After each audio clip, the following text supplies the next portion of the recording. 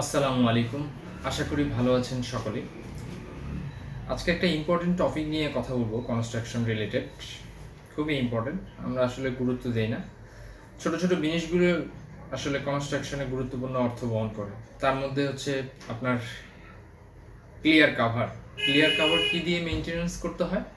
এই যে CC block দিয়ে। তো এই ব্লকটা হচ্ছে খুবই ইম্পর্টেন্ট। আমরা যেরকম কনক্রিট বানাই, ঠিক সেরকম কনক্রিটের যেরকম স্ট্রেংথ থাকে, শক্তি থাকে, ঠিক এই ব্লকটারও সেরকম স্ট্রেংথে নিয়ে তারপরে ব্যবহার করতে হয়। কিন্তু আমরা আসলে এই সকল সিসি ব্লকে আমরা গুরুত্ব দিই না।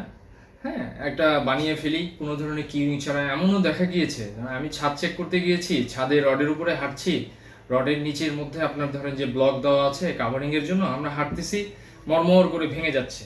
তো আলটিমেটলি ঢালাইয়ের সময় এটা আসলে কি হবে আপনারা বুঝতেছেন। অনেকজন লোক একসাথে ঢালাই করবে, হাঁটবে, এমনিতেই ভেঙে যায়। অতএব ঠিক ঢালাইয়ের 2-1 দিন আগে এই ব্লকটা বানিয়েছে তারা। হ্যাঁ, এই সচেতন না, কিন্তু আলটিমেটলি এটা কি হবে, এটার তো একটা স্ট্রেংথ আসা দরকার, কিন্তু পায়ের চাপেই সেটা ভেঙে যাচ্ছে। আসলে আলটিমেটলি কাঙ্ক্ষিত অর্জন করতে পারি নাই আমরা। তো এখন ঘটনা হচ্ছে যে অনেক ধরনের ব্লক পাওয়া যাচ্ছে এখন, রেডিমেড ব্লক। তারা এটার স্ট্রেংথ ইনশিওর করতেছে এবং অ্যাকুরেট মাপ, হ্যাঁ, 20 mm, 25 mm, হ্যাঁ, 38 mm, 40 mm, সেগুলো বিভিন্ন সাইজের, বিভিন্ন শেপের, বিভিন্ন কোম্পানি এখন তৈরি করতেছে। ভালো রেজাল্ট এগুলো। আমরাও চাইলে তৈরি করতে পারি যদি প্রপার ওয়েতে কিউরিং করি। এই যে আমরা একটা আমরা ম্যানুয়ালি বানিয়েছি, এটাতে পাই চিপস ব্যবহার করে, স্টোনের পাই চিপস ব্যবহার করা হয়েছে। অনেক অনেক বেশি হেভি, এবং কিউরিং করা হয়েছে পানিতে ডুবে সঠিকভাবে, সঠিক নিয়মে। আবার এই যে আমরা মাটির কি বলে ব্রিক চিপস, ছোট ছোট ব্লক বানিয়েছি। এটা এই যে আরও আমরা সিসি ব্লক বানিয়েছি, দেখেন অনেক ধরনের ভয়েট, এটা আসলে স্ট্রেংথ সেভাবে গেইন করে নেই। এই যে আরও খারাপ অবস্থা, সেগুলো আমি দেখানোর জন্য আপনাদের রাখছি যে আসলে এই যে ব্লক, এটা খুবই একটা ইম্পর্টেন্ট জিনিস। আমরা যেরকম কনক্রিটের স্ট্রেংথ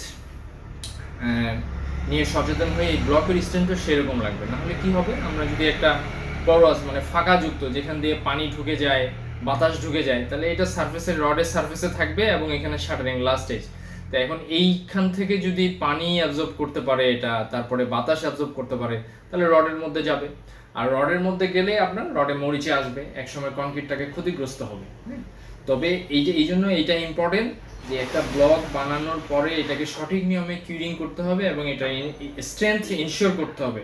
যেরকম আমরা আমাদের স্ট্রাকচারগুলো 7 দিন কিউরিং করি, 10 দিন কিউরিং করি, 14 দিন কিউরিং করি, সেরকম মূল স্ট্রাকচারের জন্য 14 দিন কিউরিং করতে হবে। দেন তারপরে এটাকে স্ট্রেংথ ইনশিওর হয়ে তারপর লাগাতে হবে। তা আমাদের এই সম্পর্কে সচেতন হওয়া উচিত। যদি কনস্ট্রাকশন কাজ ভালোভাবে আমাদের করতে হয়, তাহলে ছোট ছোট বিষয়গুলো খেয়াল রাখতে হবে। আশা করি আপনারা বুঝতে পারছেন। ধন্যবাদ। আসসালামু আলাইকুম।